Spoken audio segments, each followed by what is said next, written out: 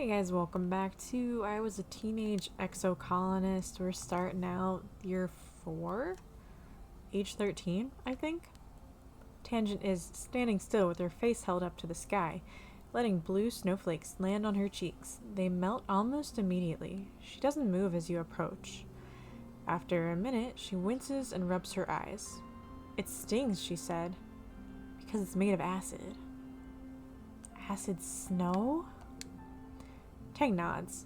Professor House says it isn't harmful and is an important part of the natural cycle here. It freezes at 12 degrees Celsius and turns into tiny crystals that are so heavy they fall from the clouds. You can see them under a microscope. She sticks her tongue out and lets some of the flakes fall on it. It tastes kind of sour, but sweet, she observes, fascinating. Alright, she's taking a sample. The big mushrooms changed in shape and color before the snow began to fall. I wonder, is there some sort of signal that precedes the changing of seasons? What happens if I expose samples collected in dust season to snow from quiet season? A small, excited smile creeps across Tang's face. There's so much to learn about this planet.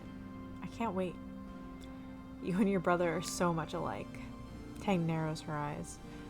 Yeah, we used to get that a lot. I guess it's still true if you think sneaking out of the colony is the same as valid scientific research. He's so dumb. He only cares about feelings, especially his own. That's not such a bad thing, Tang. Oh, an enemy wants to talk too. We're playing in the garrison yard with sticks, chasing each other around and pretending to be sword fighting. The adults training nearby are patient with you as long as you don't get near the target dummies. But sometimes you stray too close. Watch out, Annie, one of the security personnel calls as an anemone bumps into her. You can stay behind the fences, okay? It's anemone, she retorts, and as you both retreat to a safe distance. Just because everyone else shortens their name, doesn't mean I have to do it. I like being anemone. But having a nickname is kind of cool and mysterious. Like having a call sign, you know? What would you call me, Solana? What do you think of Nemi? Huh. Never heard that one before. Nemi. Yeah, Calm calls me that sometimes. At least it's not Annie. You just said you hadn't heard that before. Now, prepare to be defeated by the mighty Nemi. You spend the next hour sparring with Nemi in the yard. Cute. Alright. I think we were gonna start the year by exploring. I think I said that's what I was gonna do. We got plenty of not stress. Yeah, let's sneak out.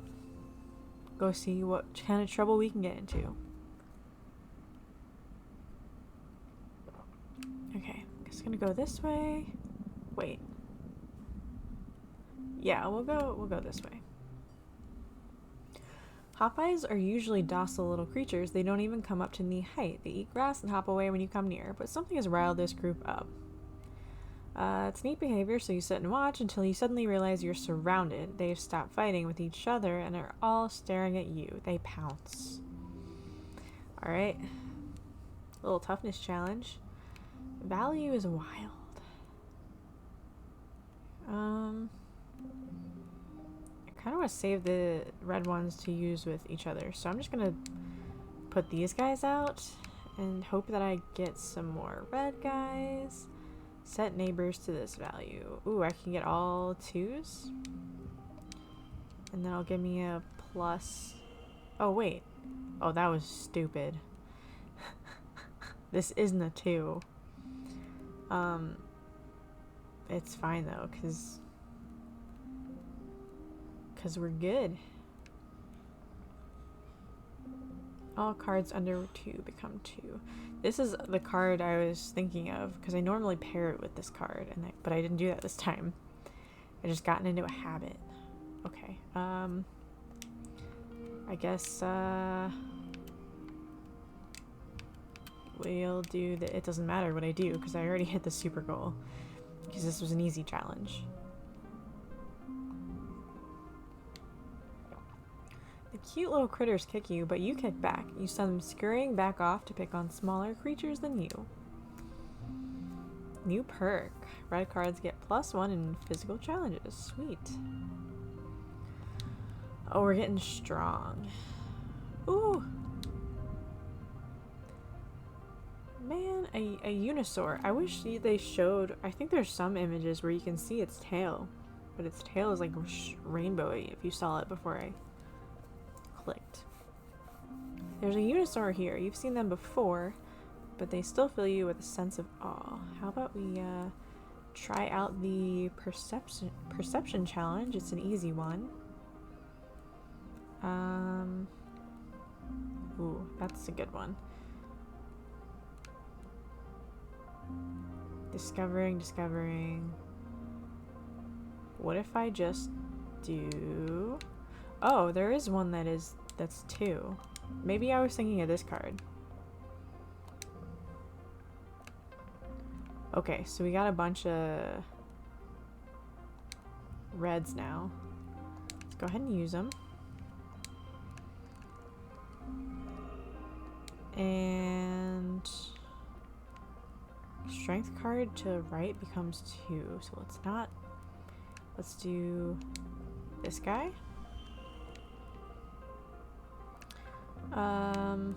This guy, and we'll just... Well, I guess I can throw this guy out. With the super goal. I did unnecessarily well. As you settle in to watch it from behind a strand of mush trees, the Unisaur looks up towards you, startled by your movement. You try to hold perfectly still and quiet your breathing. After a tense moment, it goes back to its business. First, it sniffs out a good tree and rubs the scent glands in its neck against it thoroughly. Then it pees, like a crystal waterfall on a rock. Everything it does seems magical. You quietly take a picture with your hollow palm, but you know you can't share it or you'd get caught for sneaking out. Next, it sharpens its horn against a rock, which is scored with marks from having done this before. This must be its favorite sharpening rock. You notice the bulge in its stomach. It must have had a huge meal recently. Eventually, it curls up for a nap. You quietly sneak away. This was so wonderful. Ratumna is a magical place. That's so cute. Oh, this is out here again.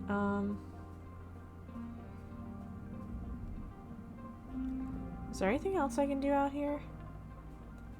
I'm kind of not ready to do a thing that could end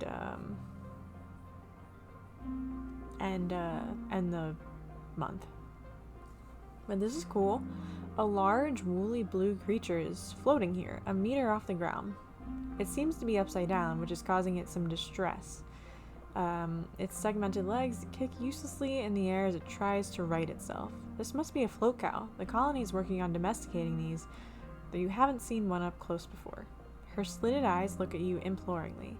She makes a helpless lowing noise and tries again to flip over. She can't. I can't milk it. We can figure out what's wrong with it, though. But I can't do anything about it. You've heard they float using a certain ratio of liquid to gas in their membranous bladders. So, after some consideration, you figure out the bladder on her back must be too full of liquid. Well, I guess milking it would be wouldn't milking it be a bad idea then? Let's pop it. There's nothing for it. You have to pop her dorsal bladder and let the liquid drain out, or she'll never be able to flip over.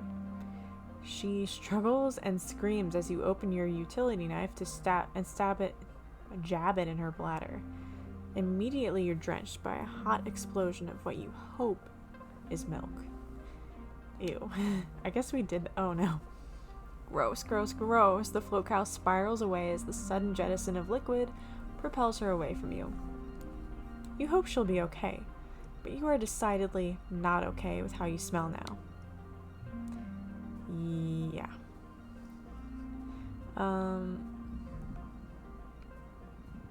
I guess we'll go talk to Dis in case there's any kind of stressful thing going on here. Maybe it won't end the month. You find Dis sitting on a large flat rock on a hilltop, eating a sandwich and looking totally at home, far from the colony walls. Let's join him quietly. You sit down next to Dis and get out your own lunch. Some soy cheese cubes and crackers from the cafeteria. You listen to the jungle sounds and think how nice it is just to be free and in the open and not confined to a tiny box hurtling through space. Then, quite out of the blue, the rock you're both sitting on stands up and starts to walk down the hill. Oh, okay. You crouch and look over the edge of the rock. You're a couple meters off the ground, balancing on spindly legs like a spider's. 8. 10 of them, evenly spaced. You realize the rock also has eyes at regular points, which you'd mistaken for shiny black pebbles embedded in the stone. One of them swivels up to stare at you. You gulp and try not to scream. Dis gets shakily to his feet, trying to keep his balance as the creature under you slowly clambers forward. He grabs your hand to help you up. Let's try to be brave. I guess we're gonna do it. Let's do... Ooh, this does the gems. Let's do this.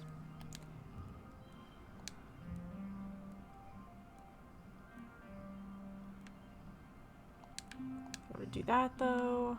Okay, that'll give me slightly more points. But I think this is fine. I guess we'll just put the wands out. And I don't know.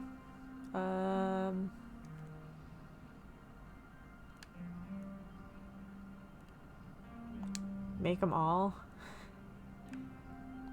4, 4, 4, 2. I don't know. We're breezing through these challenges. Well, they're easy challenges. You swallow hard and control your fear. Barely, actually. This is biologically fascinating. You're too busy making mental notes about this creature's anatomy and behavior to worry about your own safety. It totters along, using its long leg to pick its way through the bushes and even terrain. It must have had its legs curled up under its body earlier to perfectly camouflage itself as a rock. After a minute, the creature crouches down to look at something, and the two of you jump off.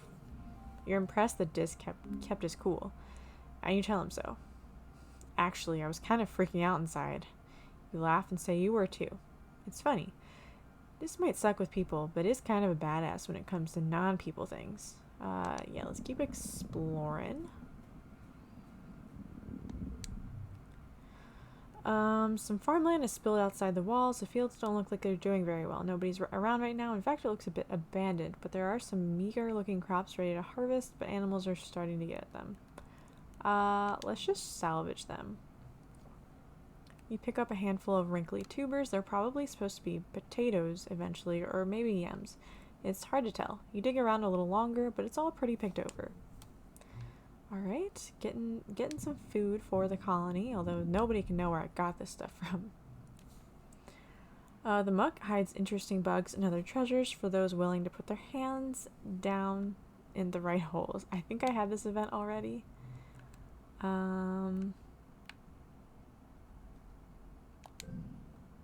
Sweet, some medicinal roots. Alright, we got some medicinal roots. Oh, a new perk. All collectibles glow? Is that not something I guess this will probably be my last event unless it reduces my... Oh, I can relax. You stop for lunch eating an earth treat grown from your own greenhouses, a watermelon. Nice and sweet, like a more solid potato pod. You munch away, spitting out the seeds. We're gonna relax. So we got that. We got a little relaxation back, so we can probably do 1 or 2 more events. The unseen path dips under your feet, engulfing you up to the hip in a large drift of fresh sparked snow. You lose a boot while floundering in the snowbank and have to spend some time digging it out. Let's dig through it. This is an easy challenge.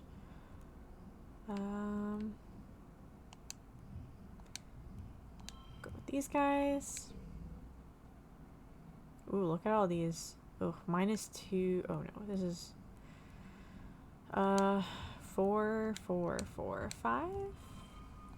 That's a super goal there. +2 in first or last. Let's make them all blue. Doesn't really matter what we put down now. You tunnel through the weird snow, popping your head up at regular intervals to see where you're going. Some funny creatures pop out of the snow to say hello. They look like pill bugs and are only about the size of your thumbnail. My video thumbnail? No. They appear to be eating the snow, not you, so you leave them alone. Every so often, they square up with each other and emit a tiny burst of flames. You can't tell if it's an intimidation tactic or a mating display. You'd heard the snow was flammable, huh? Neat. Well, this is a cool little patch of grass. Or I guess that's everywhere. I don't know why, I just know. Maybe it's because it's alone. But they're all pretty cute. Okay. I think we can do one more event. The planet is full of all sorts of bugs, little regulars, hopping beetles, shining creepers, and snaily things. Oh my! You crouch in the long grasses and explore a square meter in great detail. There's so much to see, you don't even know what any of these things are. They might even not have names yet. Let's touch one. Ooh, he touched it. Alright, that was it. No big deal with that. Month 1 is done. We had a nice long month. You wake to the sound of your parents arguing in hushed tones, clearly trying not to disturb you. You blink away the sleep from your eyes, eventually remembering. Wait, isn't today your 13th birthday? Where's your birthday cuddles? Your parents always make a big deal about your birthday. You peek out through the privacy curtain on your bunk and listen in on their argument. You're being unreasonable. Solana is a teenager now. You have to give her the opportunity to take calculated risks, or she'll start acting out. That's just what being a teenager is. Going off into the wilderness isn't a calculated risk. It's too dangerous. It's weird to hear your parents arguing. If they ever disagree, they sort it out quietly or go to mediation. This time they sound really upset. It's unsettling. I'm not really sure what these answers. I think I should. The danger isn't. You don't need to. I'm gonna say, I don't know. I think I should. Something. They glance at you. Your mom holds up her hand to silence you and goes right back to talking. Geranium. You've said yourself that we need every person out there surveying for edible native plants. You're even going yourself. Why not our daughter? Because, Flulu, she's our daughter. It's our responsibility to keep her safe. You're not keeping anyone safe by coddling them. Your mom almost shouts, and your dad flinches in shock. Solana's survival depends on her understanding this planet we're living on, so you're not doing her or the colony any favors by pretending like that's not the case. I don't want to say, won't you two just shut up. I'm just going to say I can take care of myself. You point out that you saved Tammy's dad while sneaking out, so clearly that's proof you can handle yourself. Your dad's shoulders sag as he shakes his head. You barely even know what's out there, kiddo. Your mom's fierce expression softens. Hey, Solana, sorry, it's your birthday today, and we're arguing like a pair of assholes. Happy birthday. They both give you a hug. We meant to order out from the canteen and have your usual birthday breakfast, but we got talking about how Utopia's opened up positions and expeditions for kids 13 and older, and well, that's you now. I suppose we'll have to let you spread your wings someday. I just feel better knowing you are safe here inside the colony. We decided early on to let you choose your own path in life, so if you want to join expeditions, we're behind you. Just be safe. Okay, so I don't have to sneak out anymore. I think that's still exploring nearby though. So yeah, see, I can come all the way out here and I guess I can still sneak out technically. Can I survey the plains? Well, let's go relax. After we talk to my dad. You find your dad comparing some plant samples. When he sees you, he puts down the test tubes and gives you a big hug. Kiddo, I've been thinking, I want to say I'm sorry your mom and I were arguing on your birthday. We disagree sometimes, just like every couple, but it's unfair that you had to see how the soy sausage gets made. It's okay. Thanks for saying so. You're a great kid. Your mama and I talked it out. We're both just putting our everything into the farm right now, and it's making us kind of snappy. You don't have to worry about it, okay? If you want to join Utopia's exploration team, just be careful. It's dangerous out there. It's dangerous to go alone. Take this. Okay, nobody wants to chat.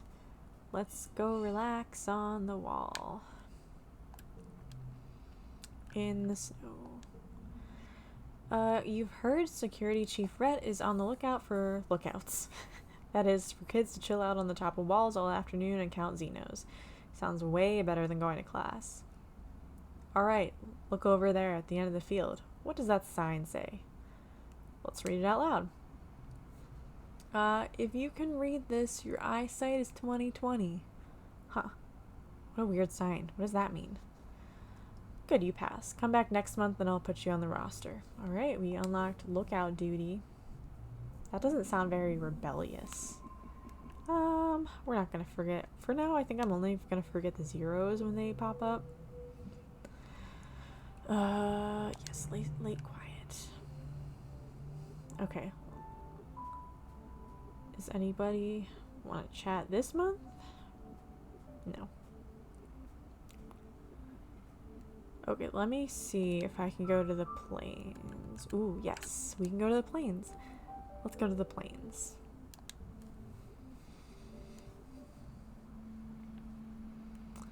Alright, Utopia, what's up? When you boarded the expedition's autobus this morning, you didn't know what to expect. It trundled you and the other surveyors the few clicks north to the Prosaic Plains, a high flat area with cooler weather than your colony. You could barely control your excitement as you watched a landscape change, and now you're here. You're finally old enough for a real survey mission away from the colony. You greet Chief Surveyor Utopia at the depot. This here's your plas cutter, she says, handing you one. It's a tool for cutting and heating things. You can use it to make a fire, cauterize a wound, boil water, and it cuts some materials pretty alright. You can use it for self-defense too, but I don't suggest it. Cool, fire. Cool it, sweets. This is a quiet area, and what we're doing, we're not supposed to be in danger. We're just going to be taking notes and pictures, keeping track of all the flora and fauna we see. Just don't touch anything unless I ask you to take a sample. Everything is potentially dangerous. We don't know much about what's out there, which is why we need surveyors, even youngins like you. The Prosaic Plains are a sparse region, like you can assume from the name. You can see things from a long way off. Utopia sees you squinting at the horizon. And what are you gonna do if you see something coming for you? Try to pet it? I'm gonna hope you were joking. Dis joins you. He must have come on an earlier autobus. Ah, good you're here. You two greenhorns are with me for this foreseeable. Now, we don't gotta sniff each other's butts all the time out here. But I do expect y'all to be in yelling distance. Comms can get pretty spotty out here.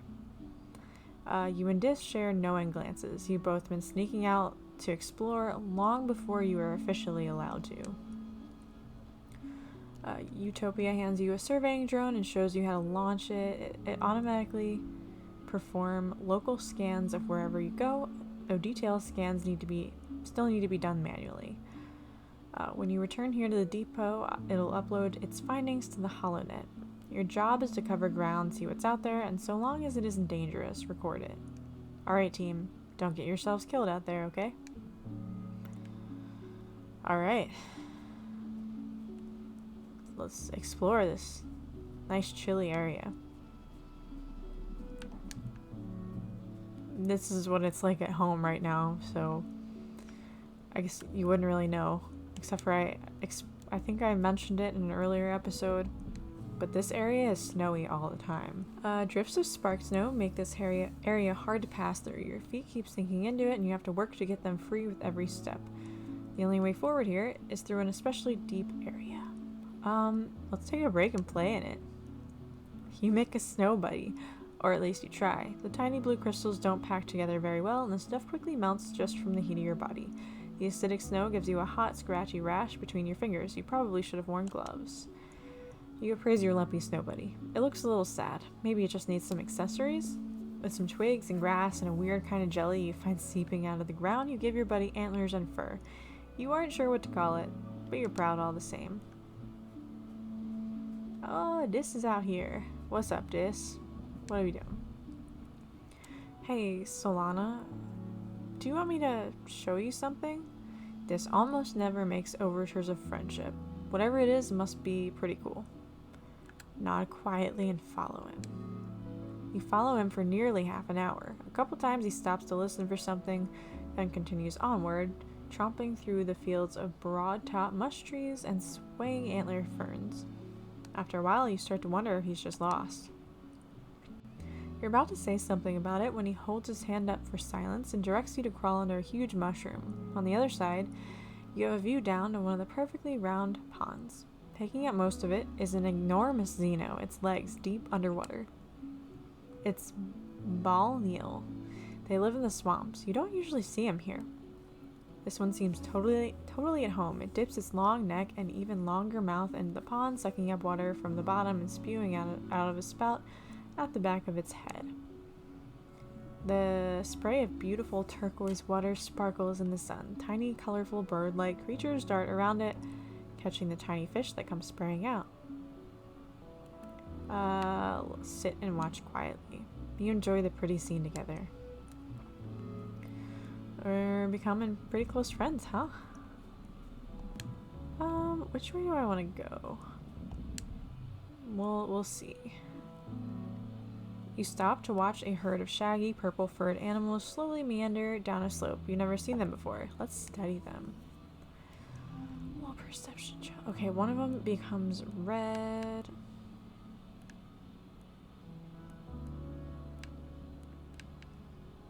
Should I wish I had another 3.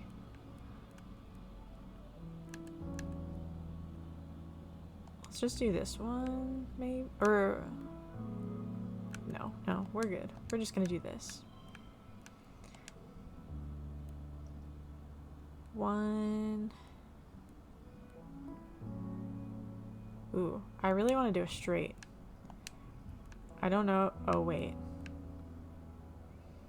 I only have 4.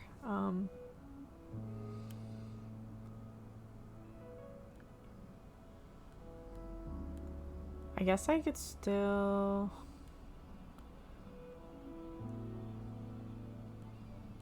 I don't know.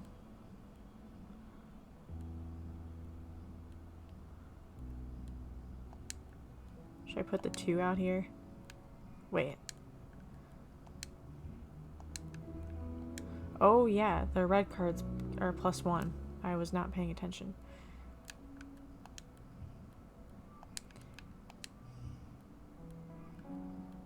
Except for that one. Apparently.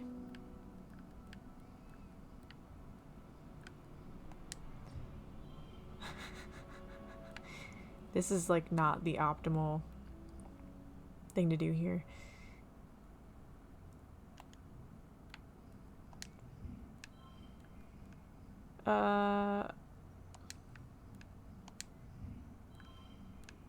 We do have a straight though.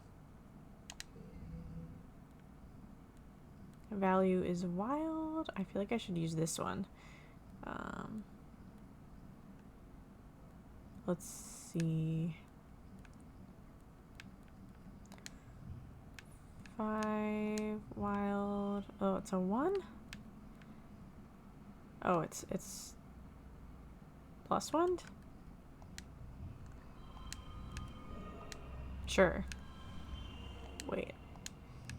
Better. I think. We hit the super goal. It's all good. The creature's creature's fur is like grass, so they must be a kind of photosynths, an animal that gets part of their energy from the sun. You've heard of creatures like this, though you've never seen any yourself. Your survey journal doesn't have any information on this particular species. Ooh, so I get to name them. Sunbaskers, underbiters, herding sunbiters, something else. Let's do herding sunbiters. Naming things is hard, so herding sunbiters will have to do. You log your discovery. Cute. I don't know if I'll get to the boss event in this run out here. One of your jobs as a surveyor is to document the flora and fauna through photographs you see. A skittish flock of really long insects. Each one has 10 to 20 sets of wings, like long rods with knobby bits at regular points. They're moving so fast they're almost a blur. You got a camera built into your hollow palm, but it's not equipped to capture difficult shots like this. You'll need to put in the work.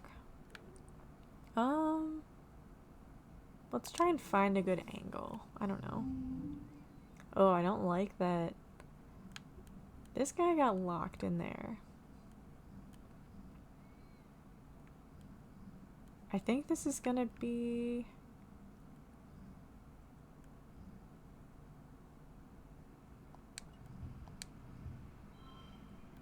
what?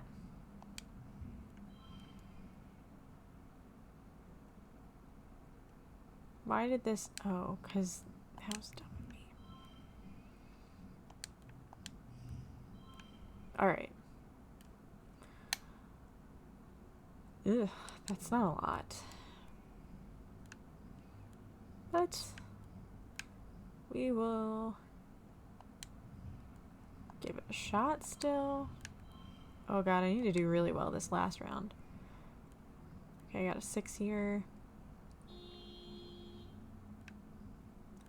I don't like that you're locked there. I don't like...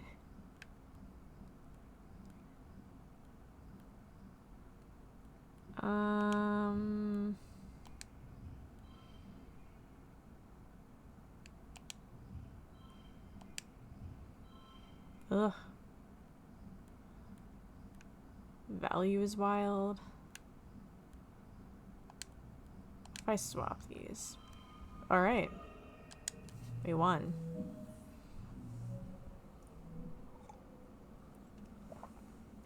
I guess the value is wild means it matches both sides. Or, yeah. It matches the sides for, like, pairs, but I don't think it actually adds any value. Not totally sure. You climb up a tree and get an angle from above, not disturbing your subject. It comes out great. Very avant-garde. Utopia is glad for the shot. Cool. Ooh. Ooh. Guy over there. We got a yellow flower.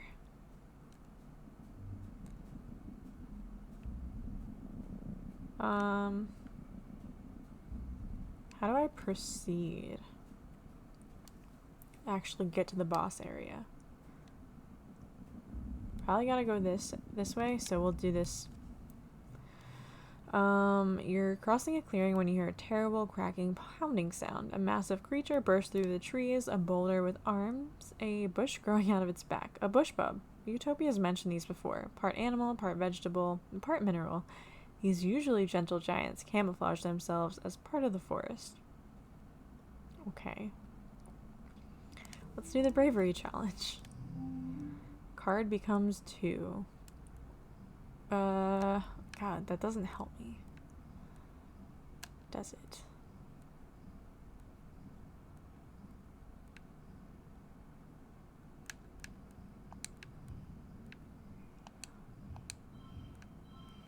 Sure.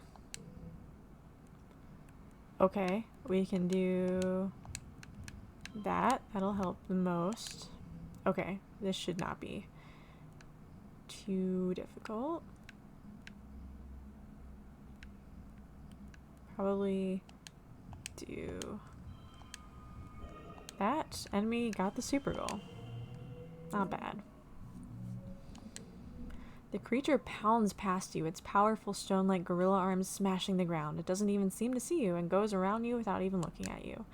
You look around, but there's no sign of whatever motivated the bush bub to run so fast. At least that's something to be grateful about. Yes, let's be grateful.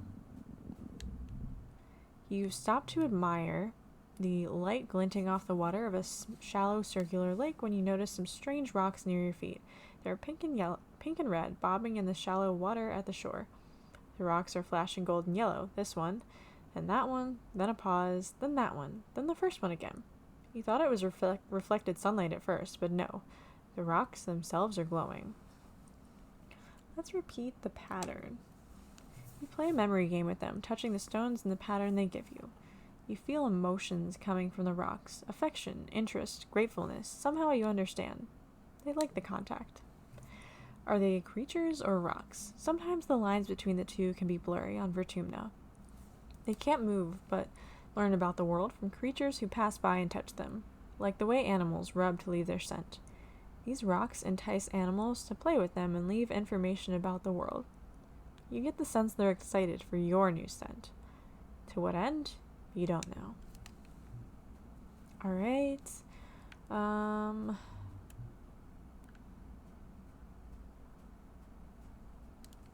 What is my stress level? 95. I should probably go home and rest. Yeah. Yeah, I'm just gonna run home. Admire the lovely scenery. I don't want to overstress myself. But we'll go home and rest and then come right back out to here. I think we can, if we go back out again, we can reach the boss event here. I can show you something else soon. I don't remember if it showed this before. Oh, I just said keep exploring. I said keep exploring again. Yes, go home.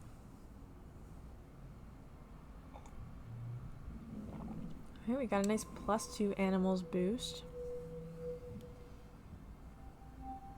It's early pollen. Upgrade. I have level 2 pets now, but I don't have any pets. I gotta get myself a pet. That would be neat.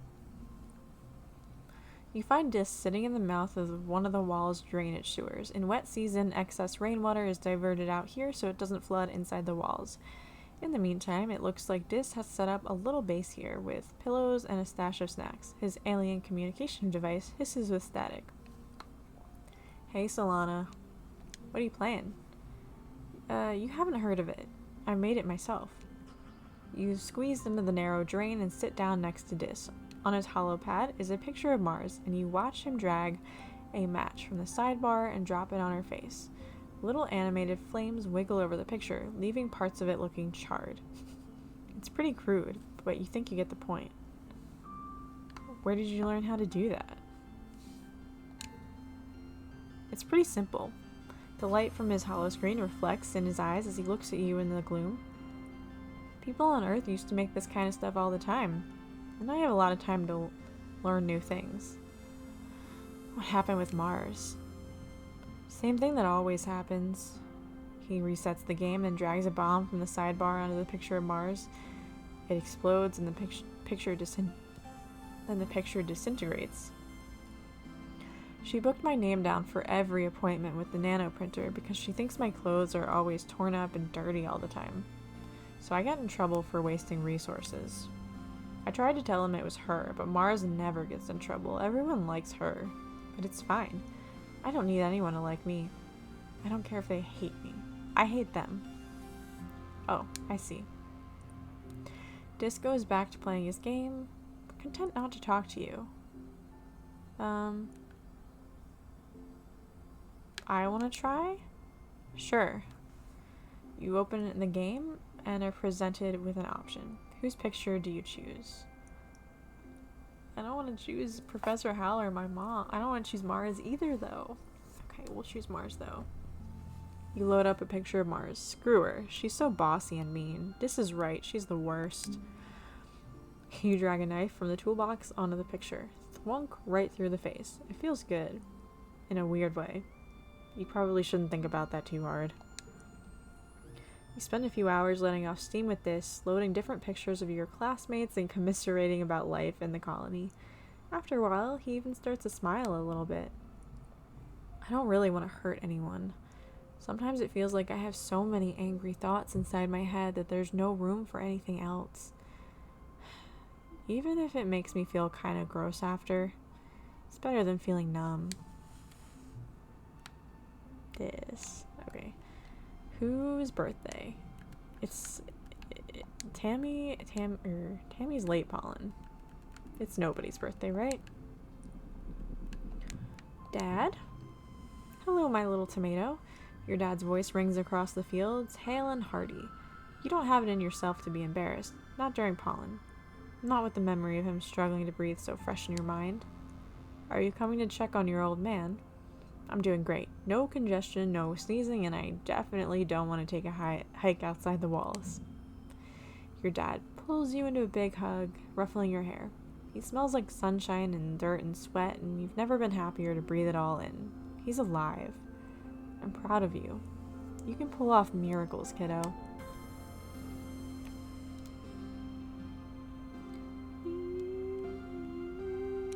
Tang also wants to talk. Tangent is deep in conversation with one of the scientists. He seems to be consoling her, though Tang's face betrays no emotion as he claps her on the shoulder and reassures her that she's doing really well for someone so young. And everyone compromised some of their samples when they were first learning. He leaves and Tangent sighs as she goes to put her head in her hands, stopping short when she realizes she's still wearing gloves. She peels them off and digs her fingers into her eyes. What's up, Tang? Just great. Well, I compromised an experiment I was working on because the vent was still open when I was spraying the workstation down with sanitizer. It's so gross here. I probably did the fungus a favor. There are pollen spores everywhere, and he comes over here and tells me, "It'll be okay, Tang," like it's his job to console and patronize me.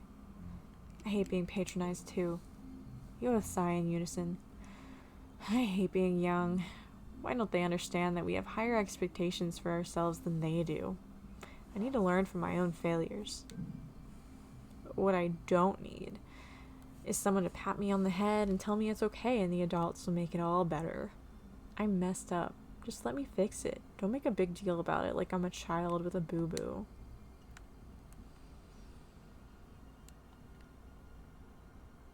You shouldn't make a big deal about a child with a boo-boo either, because then they freak out.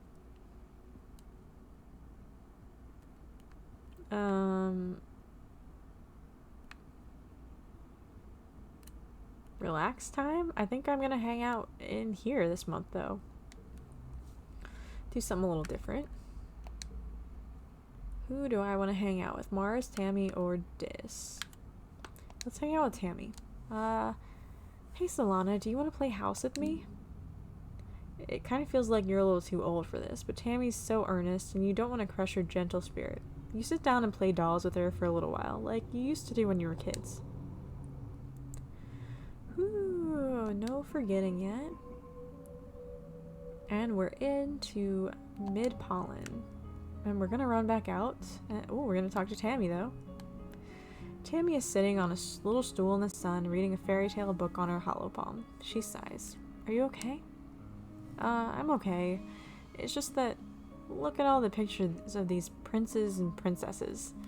The princes are always the taller ones, but I'm so big. I'm even taller than Cal. How can he be my prince if I'm bigger than him?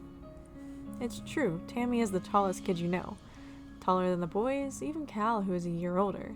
You know she and Cal are close friends, but you never thought of him as your prince before. Being tall is awesome. You list off all the things you can think of.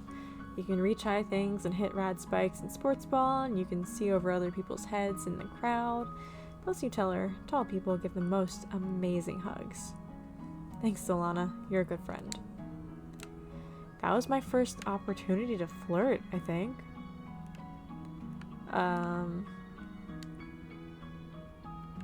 But yeah, those, I guess those options are gonna start showing up now.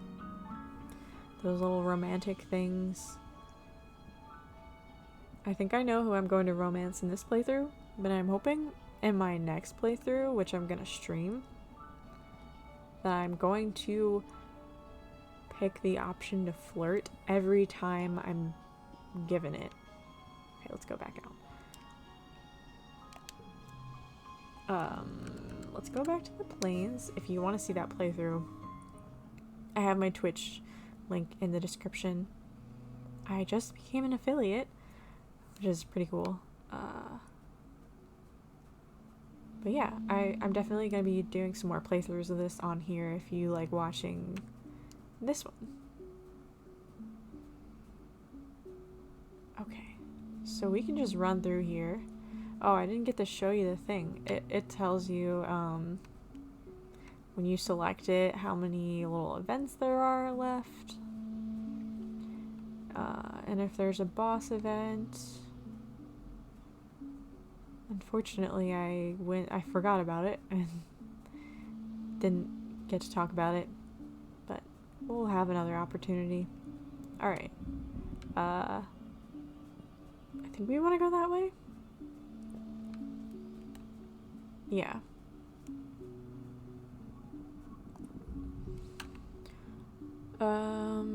Something big suddenly bursts out from the jungle and scampers across the path in front of you. It looks like a miniature landslide, bush-covered stone being pulled forward by powerful arms. It's a bush bub, and hot on its heels, a second smaller one. These slow, thoughtful creatures are rarely so full of energy. Oh god. They charge back and forth across the path as you wisely keep your distance from the powerful animals, but for all the crashing and stomping they're doing, they don't actually seem to be angry. You'd swear they were actually being playful. Let's just watch. They seem to be playing a game of tag. When the chaser catches up to the runner, they reverse roles. They do it with such gusto that the surrounding underbrush is completely crushed in a wide circle. An almost perfect circle. Then, all at once, the first one crouches down on the path and tucks its arms and head under the bushes on its back. You'd swear it was just a rock now. The second one circles the first several times, sniffing, then crouches in the same position. I want to keep watching. In perfect sync, the two creatures slowly stretch out and up, revealing their rocky bodies and reaching their surprisingly long necks up to the sky. They begin to shake their bushes and rattle their antlers in rhythm, with each other as they stomp slowly around the clearing they've made. You think they're dancing. The intensity of the dance increases. They're both shaking their backs so hard that some of the branches and fruit are flying loose. Instinctively, you reach out to grab a piece of fruit. At that movement, the dancers shift and youch. One of them steps on your hand with the full force of its massive body. You let out a cry of pain and clutch your hand to your chest. Oh, that looks bad. The two creatures have been so intent on each other that they hadn't noticed you there. They're so startled and perhaps embarrassed that they take off running in opposite directions. Well, that was weird. Okay, guess my hand's okay. We just got lots of stress.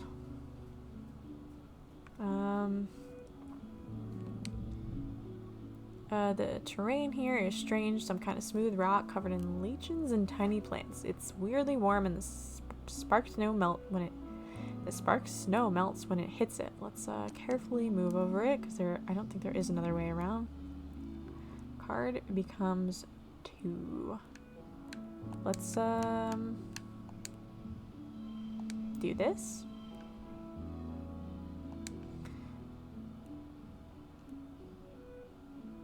Okay. Do the -1 stress. We'll put you in there and we'll put you in there. Okay, we just gotta get 14 more.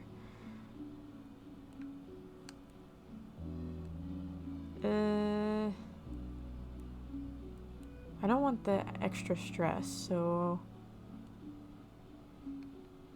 1, 2, 3. Let's see. Card becomes 2. We will do... Okay, we're good. We didn't need the extra stress here. Stress went down 1, but we're about to gain 15. After cautiously walking around on it for a few minutes and observing quietly, you realize the ground is alive. It's rumbling very slightly. What you thought was just a rock slowly opens. It's an eye. It stares at you dreamily, and you stare back, fascinated. This must be a very ancient creature. It's so vast, it's completely merged into the surroundings. There are even trees growing out of it. A little animal, like a moth, with huge webbed feet, lands between you and the massive eye and starts preening. The eye dilates to focus on the moth, then it slowly closes again in what you think might be contentment. After a minute, you feel a faint rumble under your feet. Regular breathing, in and out. Snoring.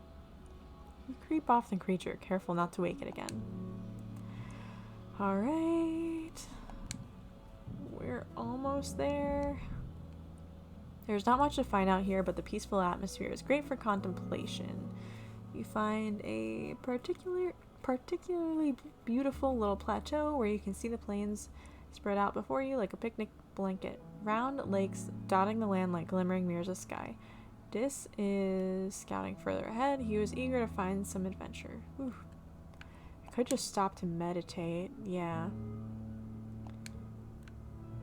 Then I'll be sure that I'll be able to reach the end, or at least pretty sure.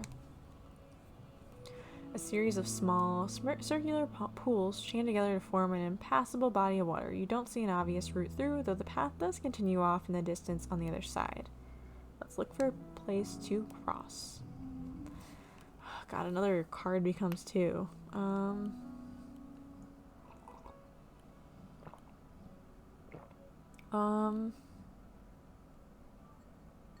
What do I want to do?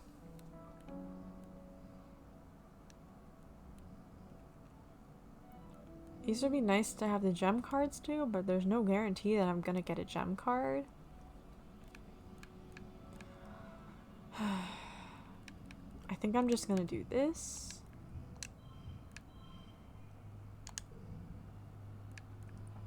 +2 to strength card to the right. So let's do this, and that'll make this a 4.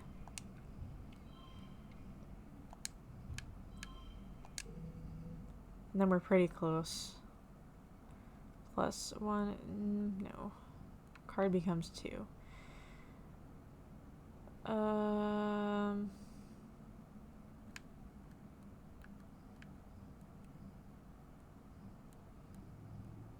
Let's just do 3, 4, 5, 2, 4. All right, super goal.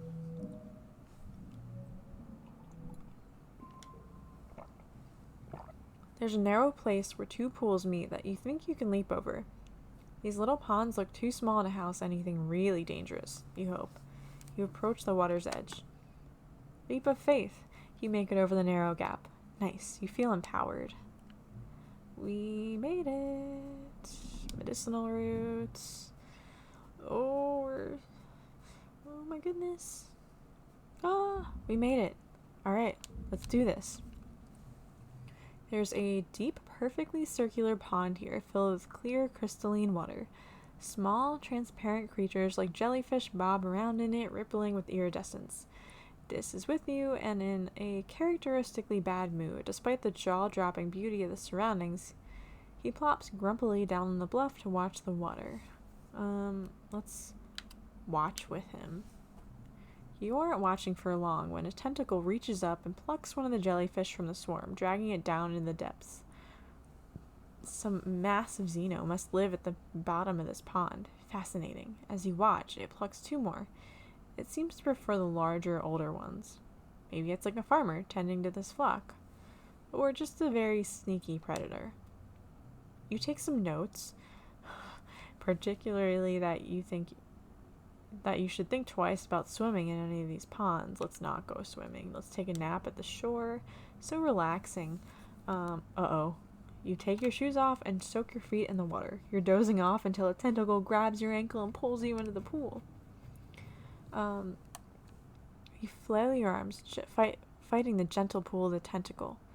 Dis watches from the shoreline. You think he's frozen in shock, but when you call for help, he only frowns in thought. Dis, help. Panic doesn't help. Calm down. Just calm down, see? You stop flailing and the tentacle stops pulling. See, it's not pulling you under. It's just checking you out. After a while, the tentacle releases you and disappears into the depths. This helps fish you out of the deceptively deep pool and helps wring out your clothes. I'm just going to say nothing. Don't do that again, Dis says, sounding furious. If you drowned in there, it would have been my fault. Don't ever do that again. You realize he's upset because he cares about you, in his way. You mumble a thank you and grab a towel to dry off. Alright. We're just going to go home. Since we got some... We're not too stressed, so... we can go a few more months without... oh boy. Without resting. We're about to have the sex talk. You're getting older. It's that magical time in your life, full of discoveries and possibilities when children become adults and their bodies change in weird, wonderful, and often embarrassing ways. When you were younger, Congruence gave your class a frank presentation about preparing for the changes your bodies would experience in the next few years. Which part of the presentation was relevant to you? Menstruating, breast growth. You and your friends giggled your way through Congruence's presentation and left with a new appreciation for the wonders of the human body. Puberty had felt like something that would happen so far in the future that it didn't apply to you. You put it out of your mind, even as you noticed Cal's voice begin to drop or Mars starting to dress differently. Until one morning you wake up and something feels different. You just know something's off as soon as you open your eyes. Things are squelchier than you expect them to be down there.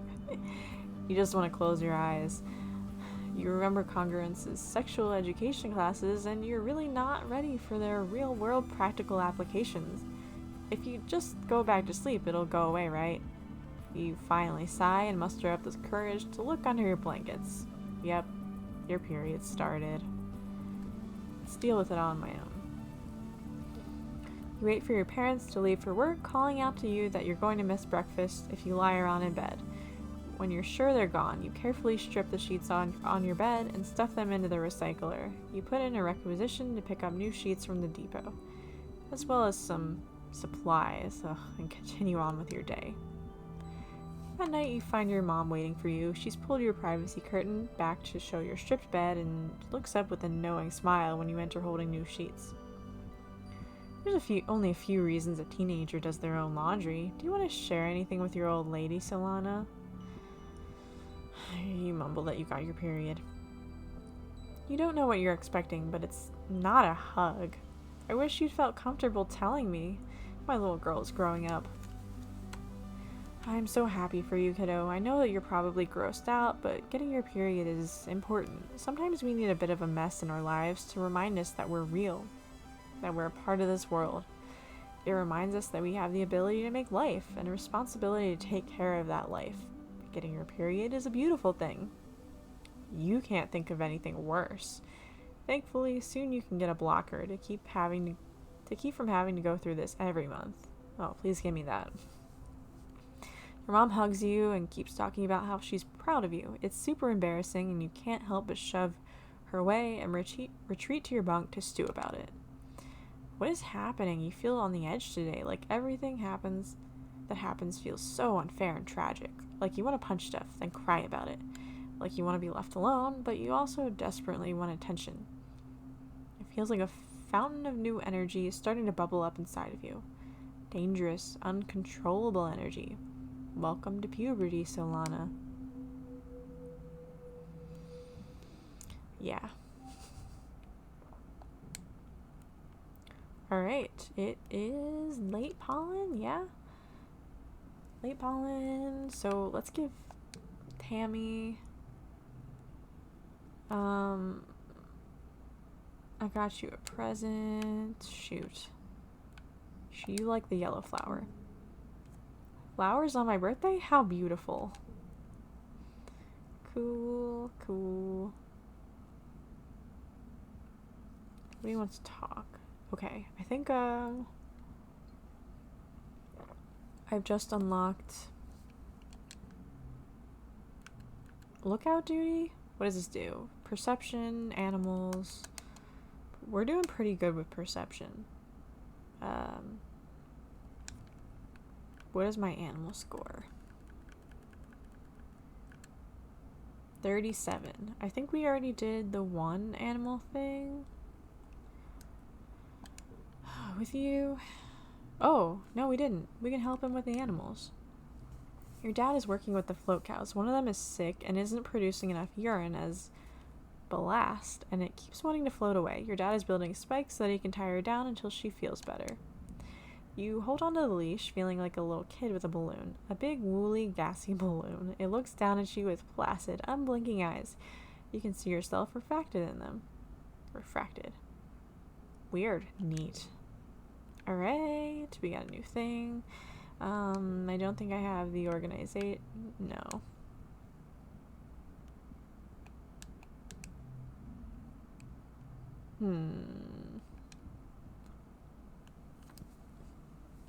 Do you want to get better at combat? I guess that's like the one thing. Let me look at that too. We got 41 toughness, 56 perception, 30 combat.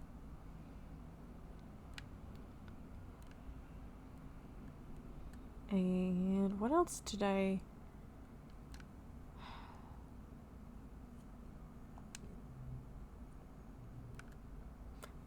I think defense training is going to be the only thing that's going to help. So yeah, let's do defense training. That'll also give me a little boost with the animals, and friendship with Anemone. Nemi's big brother Calm teaches karate techniques to the class. Kicks, punches, flips, all the cool stuff. He's much more calm than Security Chief Red, and takes the time to connect with you instead of just relying on intimidation. You kind of wish he was the Chief of Security instead. Maybe one day. Rhett can't be the boss forever, right? Calm organizes your first karate tournament. Well, he doesn't call it a tournament. It's more like an exhibition to show off how far everyone has come in their training. There's informal sparring matches and feats of strength, like high kick challenges and breaking boards. Despite Calm's best intentions, Nemi is absolutely taking this like a competition.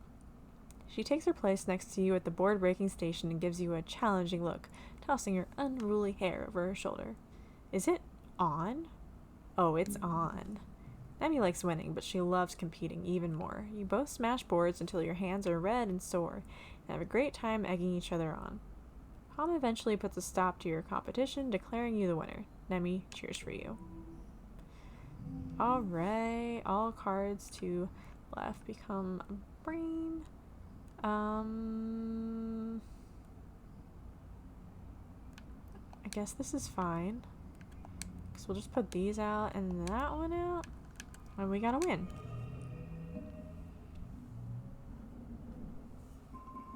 Cool. Alright. We hit a third of the way with combat. So, yes, new perk. Shop weapons. I don't really want to be like a combative character, but I do want to max out all the skills in that section. Organizing persuasion, organizing perception. I do want to increase my organizing skill too. Is it early dust?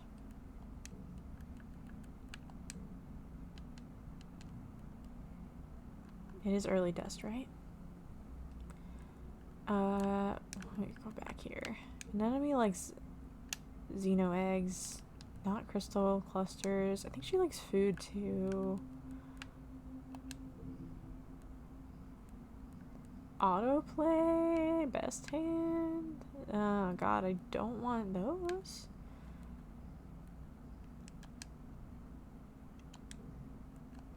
We'll see if she likes cake. She seems to like food, so... Ooh, I can do this. Want to train together? You used to be able to go mano a mano with Nemi, but she's been training hard. You get your butt kicked all over the sports ball pitch. She leans over you while you're lying on the floor. You okay? I didn't go too hard, right? Nah. Got you a cake. Hey, is this a birthday cake? Thanks for remembering my birthday. Sure. What's our friendship now? We got 68. Wow, we're doing better with Anemone than Dis. Probably because we just did, like, several things. Just have to remember. Where is... Okay, Dis is over here. Next time we relax... When is Vertumnalia? Is it in dust? It's in dust. Is it dust too? We might not be resting for a while. This does toughness.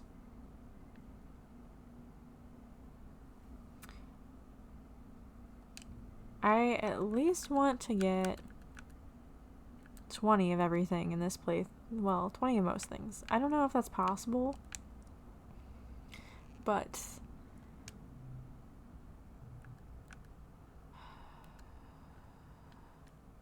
yeah, let's work.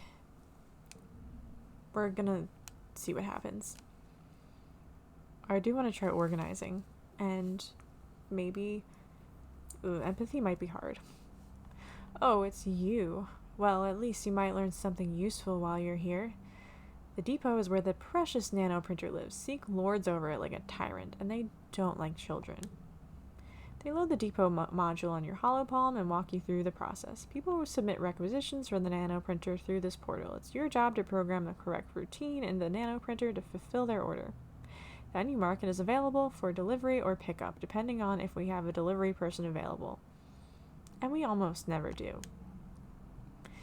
With that perfunctory explanation, Seek leaves you to figure out what to do on your own. It's okay for the first hour or so, because no one puts in a requisition at all. It is pretty early, maybe everyone is still asleep. Catch up on some sleep. You put your head down on the counter and close your eyes for a moment. No one's even gonna notice. Oh god. Oh no. You're jerked back to reality by a haptic pulse through your hollow palm. Your first order. You excitedly open your hollow palm and read it. I'm not smart enough to understand that this is a joke. Elbow grease 1 gallon, it reads, from Cal Geoponics, delivery ace. You fix the requisition to your hollow screen and fire up the nano printer. Huh. There must be something wrong, because you're not finding anything under... You're about to punch in the parameters for something similar to what's in the requisition when you hear someone laughing behind you. OMG. Are you serious? Are you kidding me right now? Like, Solana, that's not even a thing. Marsh snaps her gum in your ear as she reaches over and dismisses the requisition. Here, I saved you from being a nullhead today. Now you owe me. I take payment in acts of service. I am so totally relieved to have you as my assistant here, Solana. Finally someone to haul boxes and fetch things so I can focus on the important work. Sounds good to me. I don't care which one of you is in charge, as long as you gets the work done. Mars can hardly wait until Seek is gone to giggle. Either way, I'm glad you're here. This job is usually so boring. 1 slot turns card blue. Okay, so we'll put you in the first pane, I think.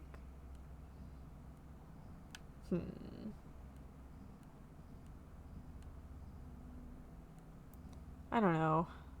I don't know what the best thing to do here is.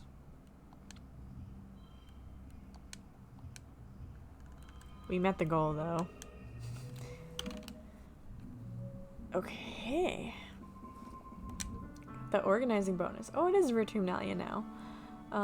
You stare hungrily at the feast table. Sure, it's mostly soy rations, but it's still more food than you usually see all at one time. There's some potato pods and some roasted slabs of fungi and a few dishes of earth vegetables from the greenhouses. You try to sneak some food before the speeches start, but Chief Engineer Instance catches you and smacks your hand away. Your mom gets really mad at her, and it causes a huge yelling match. Your dad directs you away from the table as Instance blames your mom for the way things are right now, whatever that means. Your dad passes you a soy sweet to keep your tummy busy during the speeches. He's the best. Welcome everyone to our 4th Virtumnalia celebration. Her voice has been getting weaker lately and can't reach across the square the way it used to. I'm proud as always to stand before you as your governor and to celebrate another year of peace and prosperity on this beautiful planet. Unisaur steps aside, wobbling a little as she walks, leaving Seek to complete the annual formalities. Your mom steps forward. Before we get to the feast, I'd like to thank our cultivators for their hard work this year. As you know, we lost our hydroponics and microbial soil when we crashed on this planet. It's been difficult to grow anything in Virtumnan soil without them, so our output isn't where it should be. I'm sorry. A ripple of concern murmurs through the crowd, and your mom continues. We're doing our best in geoponics, and I'm proud of each and every member of my team. Hopefully, next harvest will be better. Unisaur's weedy voice rattles through the maxiphonar. Thank you, everyone. Let's get on with the games. The crowd packs away the chairs as the children gather in the square. Which competition do you participate in this year? Alright, let's try the quadrathlon. Was it a quadrathlon before, or was it just triathlon? I don't know. Com directs your attention to this year's edition, a cloth-covered mountain as tall as 4 adults, studded with mysterious protrusions. He pulls it back to reveal the Tower of Terror. Test your courage with 3 stories of ladder climbs, followed by a death-defying leap of faith and onto the Poofshroom mats. You, Nemi, and Cal take in the majesty of the Tower of Terror. Both of them are hooting and pumping their fists, absolutely bonkers about jumping from 3 stories. You'll all still be doing the wrestling, agility, and accuracy portions of the course, but clearly this is the winner by popular vote. How about you? Are you ready? Are we tough enough? +1 to physical, red cards. Sweet. We'll wait to see if I get any gems, but I'm gonna put these guys out. Oh yeah, oh yeah.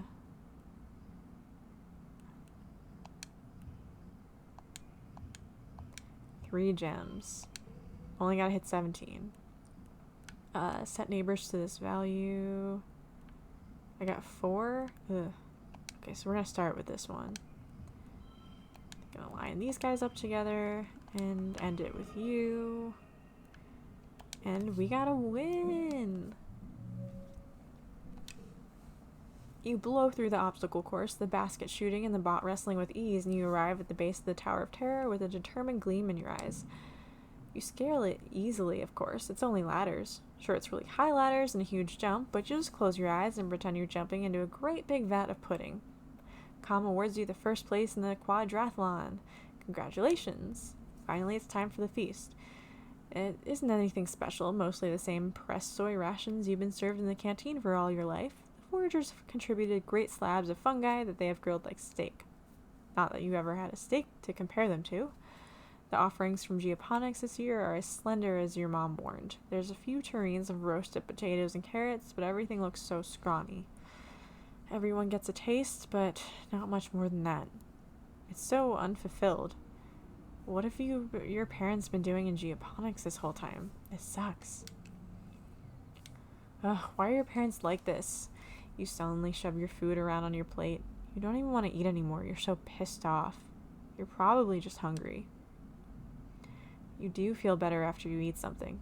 Everyone's in high spirits after dinner, breaking off into little groups to talk or make music together as the sky darkens for the shortest night of the year. You feel your mood improve by the minute as your friends pull you into a fun rhythmic clapping game. As your irritation fades, you wonder if this is what congruence meant when she warned that your hormones would make you feel out of control sometimes. When you go back to your quarters to get ready for bed, your dad gives you a big hug. It's exactly what you needed. Alright, we're all rested up.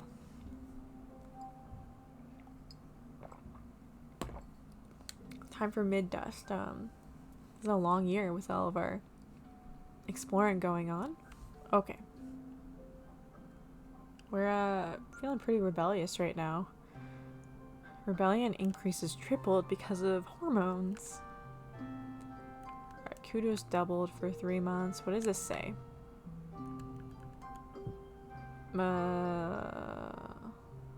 Events respawning quiet. I'm assuming a boss event respawns every... I don't know if there's a difference between bravery, perception. Look at that pretty blue, the blue droplets on the mush trees. Okay, what do I want to work on?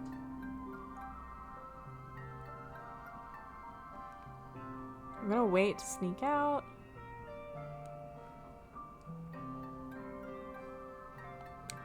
I could maybe do a toughness thing. You know what? Let's go to school.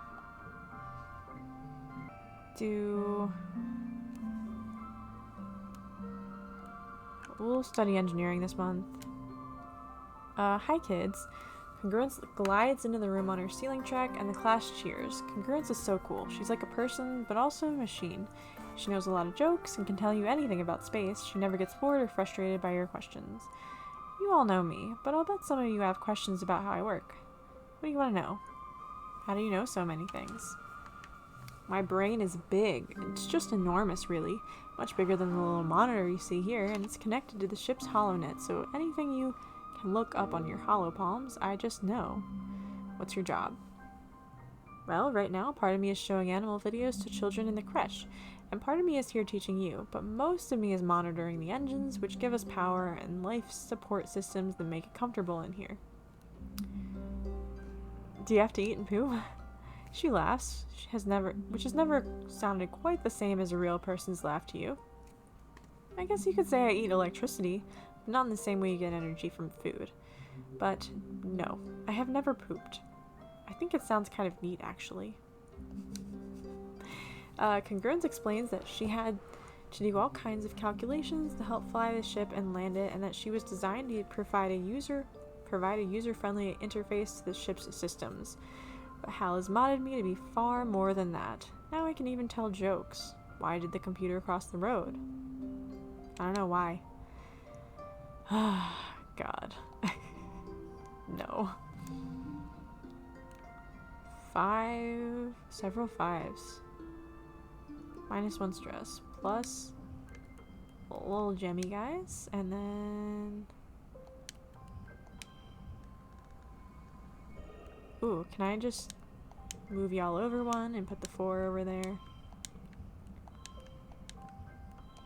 Perfect. Totally unnecessary, but... Oh, we got the super goal. Mid-dust. Late dust. We're just gonna study life sciences this month. We don't have reasoning good enough to do tutoring. We're gonna focus on our own studies. Alright, couple quick months. Ooh, all cards become brainy.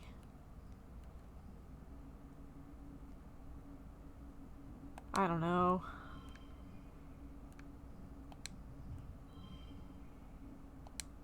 I don't think this will count there. Okay.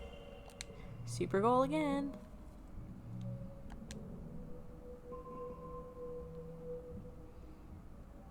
And now we're back in early wet. Oh god, I missed Cal's birthday. Frick. Again. It's okay. Let's go give... Mars? Early wet is Mars' birthday? Yes. Give Mars a gift. Crystal cluster. Well, I've had better birthday gifts this year, but I admit this crystal is pretty fabulous. I'll add it to my collection. Alright. Ooh, you want to talk. Mars is watching a vid from Earth on her holopalm. She gestures you over, and you sync your holopalm with hers. The audio track comes through your hearspeak. Mars knows every word. Beside you, she recites the dialogue perfectly along with the actors. Since the day we met, I devoted my life to finding you. I searched every train station, every coffee shop, every museum and park for you. My every waking thought was only of you. Her voice goes even higher. And I dreamed of you. Every night my heart called yours in the dark. I never hoped to dream I would find you again. I'm here now, she says, playing the first part again. I'm here, and never leaving your side again. Mars drags her hand across her face as a couple in the vid kiss passionately. Drags her hands down her face. I've seen this vid 100 times, and the end always makes me want to yarts. They met on a train once and spent forever looking for each other. Like, move on, you know? It's not like living here, where there's only 100 people to pick from. You're in a huge city. Go find anyone else. Why do you keep watching it? I've already seen everything else worth watching. Okay, fine. I do like the city parts. Like, it isn't post-real to imagine cities so big you can get lost in them. So many people that you could meet someone and then never see them again in your life. Sometimes I think I should have been born back on Earth, not on this dumb spaceship. She mock punches the hull of the ship behind her. All those cities and people and the stuff you could do, watching new vids, going to concerts. The only culture here is grown in a lab. And the shopping. They have so much stuff on Earth. Anything you could dream, not just the rubbish our old nano printers can make. I'm bored of everything I own. Speaking of shopping, do you want to trade some kudos for one of my old jackets? My dad says I can't print more stuff until I get rid of something. I'd say 50 kudos sounds fair? Sure, let's do it. Wow, Mars takes off her jacket and watches critically as you try it on. Well, it matches your hair, but it kind of puckers at the shoulders. It was really tailor printed to fit me. She almost looks like she's going to take it back for a second, before putting her hands up in surrender. No, I admit, it looks good on you. Makes you look posh. Okay. Okay, Mars.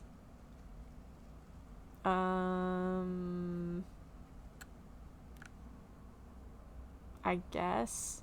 Let's see what this says.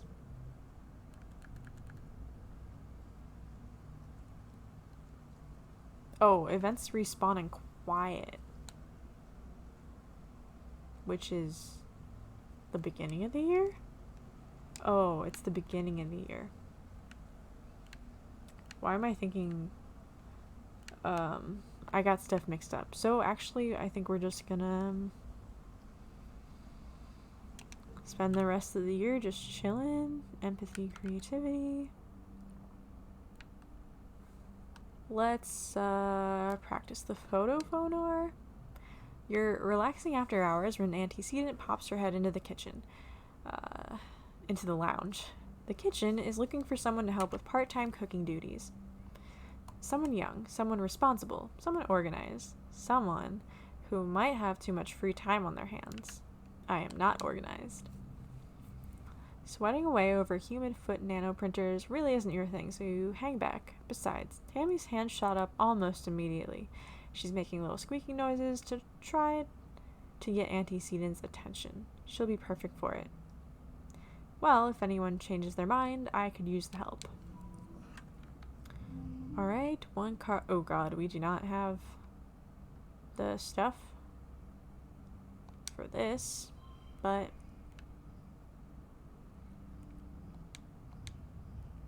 we're just barely making it.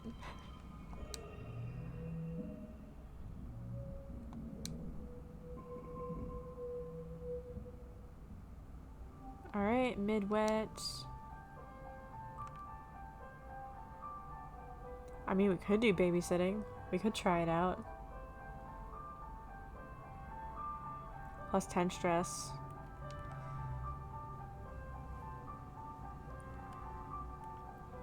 I think the strength stuff, we have a lot of opportunity to increase while we're exploring. I just want to see what happens. I haven't done it before. Hello, Solana. Oh, sweetheart, I'm so happy you've come back to help. You know this place well. Creche, part preschool, part all-day daycare. You practically grew up here, cared for communally, while your parents work their shifts. A few kids even live in the creche full time. In a way, antecedent, aka Anne, aka antecedent, is every kid's mom. The smell of craft glue and clean blankets gives you a calming memory of all the happy time you spent here with your friends. Tammy is here too, one of the toddlers conked out against her chest. She looks comically petite carrying such a large kiddo, but she seems at ease here in a way you don't usually see. You're going to babysit too? You'll love it. Suddenly a bundle of wild hair and pink overalls runs straight into you, nearly knocking you over. Almost more kitten than kid, the child grabs your leg and stares up at you with unblinking green eyes. Watch that one, Antecedent warns. You remember Nougat? She's turning out to be quite the handful. Why don't you start by getting her to go down for a nap? Let's play a game with her. Sports ball. You show Nougat how to balance it on your head and bounce it gently up and down. Of course, when she tries, she bops it with such force that it flies across the room. She chases after it, clapping excitedly. Nougat makes a beeline for some older kids who are playing with a Creatobot. She charges in to pick up the bot and hug it, causing it to flail and whirl and knock both her and itself over. By the time you get to the scene of the crime, there are tears and the other kids are upset about their broken bot. The commotion attracts the attention of Antecedent, who swoops in with hugs and tissues. Within minutes, she has it under control. Whoops, she says, hauling Nougat up onto her hip with ease. Just a little mix-up. Don't worry, everyone. Solana will get that bot fixed in a jiffy. She winks at you with a warm smile. Okay, this guy, looks good.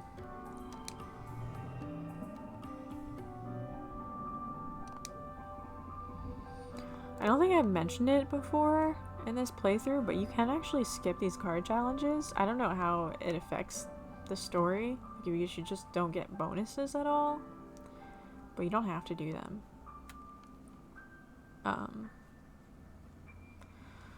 Okay, so now we have some birthdays.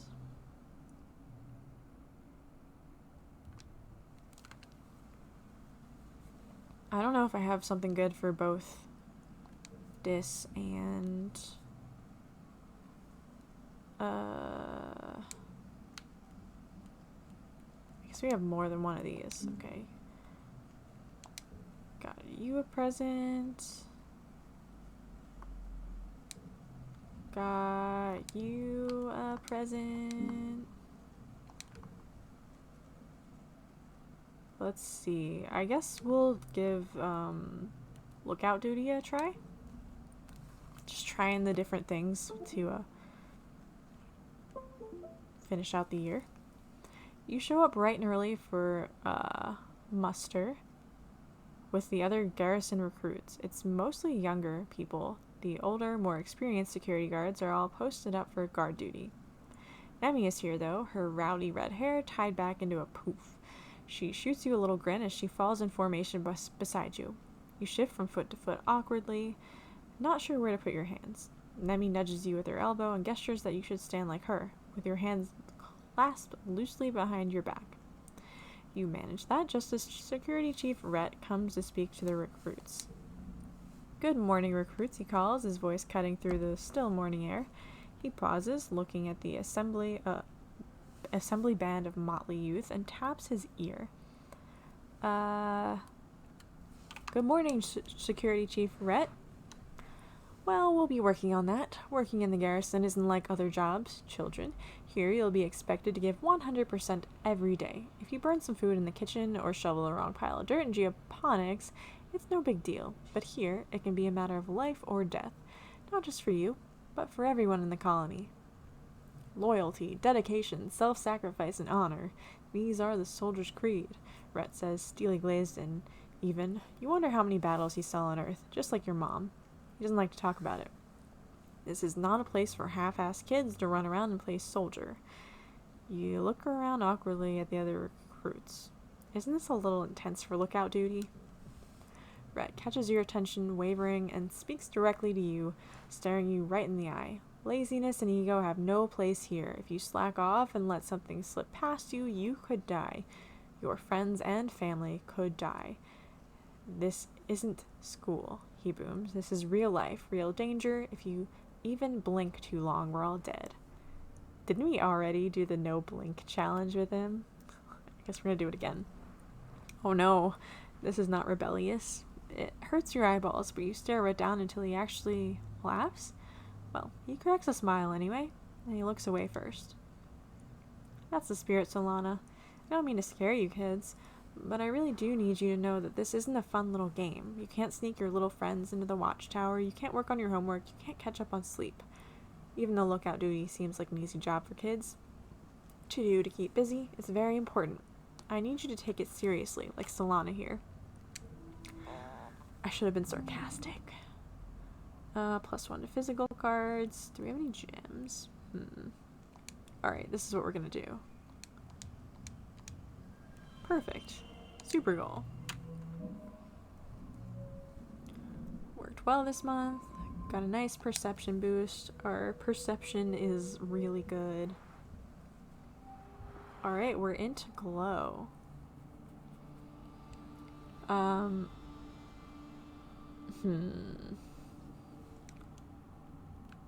I feel like we're gonna end up getting stressed, but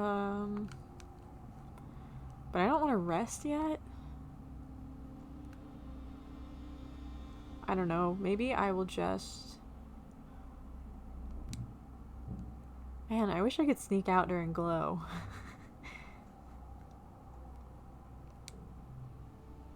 Oh, no, I can't. You're too scared to go out during glow season. What if I wasn't too scared?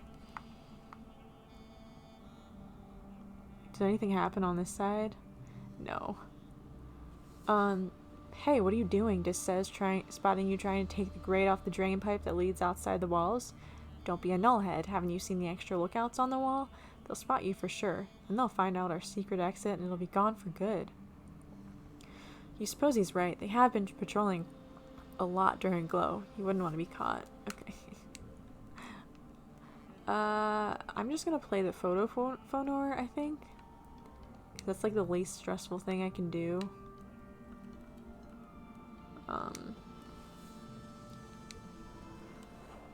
And it's not relaxing. Other than relaxing, I guess I mean. Alright, we're gonna stick you there again. I'm gonna put you right there. 1, 2, 3. Minus stress, -1 stress too.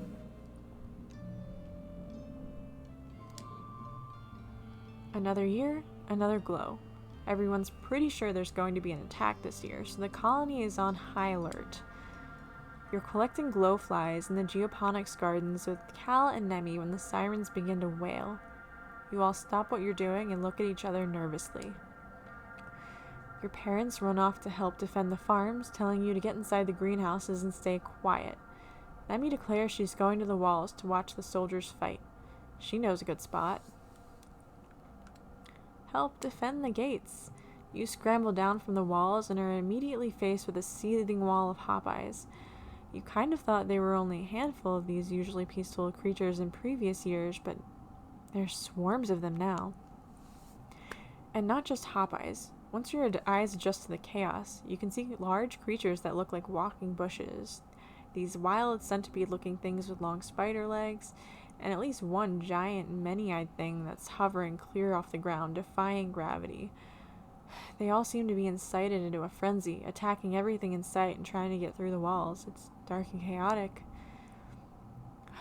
Com sees you through the fray. Solana, get to safety.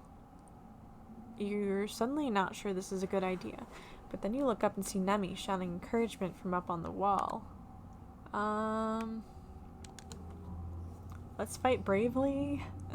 Ooh, card gets +1. So I can bump this up, bump that up, bump you. Card to the... I don't like that.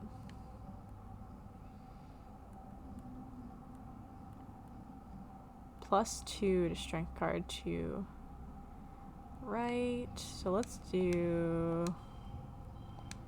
that.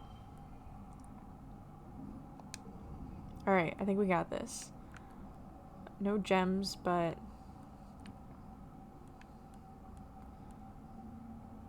we'll do a...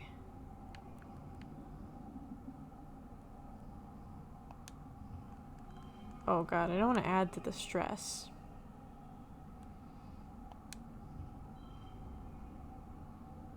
But, yeah, I think we're, oh, can I move you? Yeah.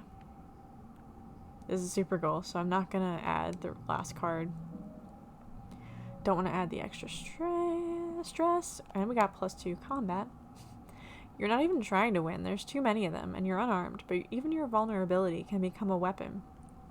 You use your knowledge of the buildings around the gate to bait anything that slips past the defenders into circling back so they can be picked off by people with actual weapons. Nemi acts as your air support, calling out when certain shortcuts are blocked by the creatures, so you always have an escape route. Eventually, the defense forces manage to push back the creatures. The rest of their broken swarm flee back into the wilderness. Calm jogs over to you, breathing heavily, and slaps you on the back. "You're one brave kid," he says. "Stupid, but brave. You really helped out back there." Nemi whistles and hollers from the walls, and Calm shoots her a grin. "Your parents are arguing quietly at your little table. I'm telling you, it wasn't a fluke. They're not just wild animals. They have a plan. The field, the lights." "Okay, we have to tell people what we saw in geoponics." They look up, noticing you in the doorway. Your dad's worried expression quickly changes to a smile. "Hey, Rutabaga. What happened to the fields?" "Don't worry about that. Get to bed. It's late. We have a lot of work to do tomorrow to clean up." Alright. Again, I thought that was going to be a more stressful glow season. As you can see, my character model has started changing for year 14. Right? She wasn't like this year 13, right? Maybe she was. I don't know. No, she was still like she was before. Okay, so that's the end of year 13. I think things are gonna start ramping up. I kind of said that last time. Well, more about glow, but I think the teenage hormones are gonna get thrown in, and I'm gonna be able to do more things, and we're gonna have some fun in age 14. So I'll see you next time, and thanks for watching.